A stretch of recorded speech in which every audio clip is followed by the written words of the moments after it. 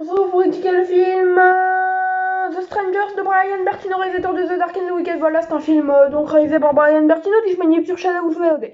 Voilà, donc c'est un film de néoclassicisme, même s'il est sorti en 2009 et qu'on peut pas appeler ça du néoclassicisme. Je vais quand même vous expliquer ce que c'est du néoclassicisme. Du néoclassicisme, c'est un film qui est classique, ne réinvente rien, est souvent sorti entre 2010, plutôt entre 2015 et 2022 actuellement, donc jusqu'à présentement, et qui est classique, ne révolutionne rien, mais devant lequel on passe un bon moment, un peu à la manière d'un K-Shop, d'un Sweet River, dans The Waterside, contrairement à un film avec John Malcoco là.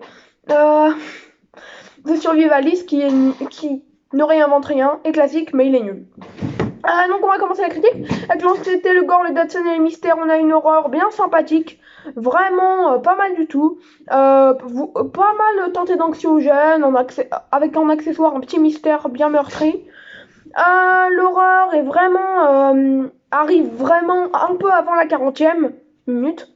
Et c'est fucking bon. Il y a une flippante tension anxiogène qui frappe.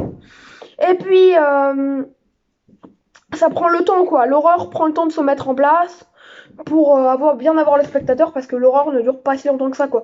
Il y a plus des moments thriller que des moments film d'horreur quoi. On est sur un film de genre en somme. Musique, ouais, c'est classique mais bonne. Les personnages sont pas mal bons, ils sont efficaces, malgré quelques petits clichés pour piquer des hannetons. Même si je ne crois que ça ne se dit pas, voilà, il faut le dire.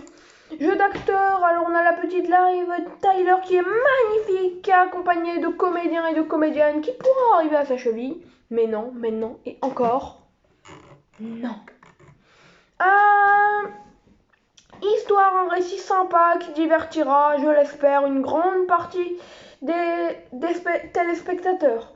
En bref, un divertissement classique qui pourra plaire, mais c'est beaucoup trop classique pour être retenu malheureusement.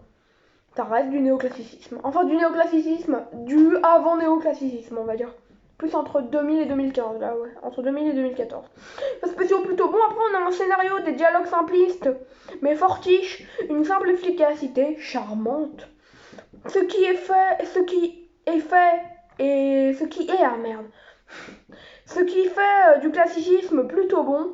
Ce n'est pas nul, juste légèrement du goût de déjà vu. Ma note sur 20 sera donc d'un petit 12 sur 20, voilà, 12.15 sur 20, allez. Vous l'aurez compris, The Strangers de Brian Bertino, ça ne dépassera jamais The Dark and the Wicked. The Dark and the Wicked était bien mieux, je vous le conseille, The Dark and the Wicked.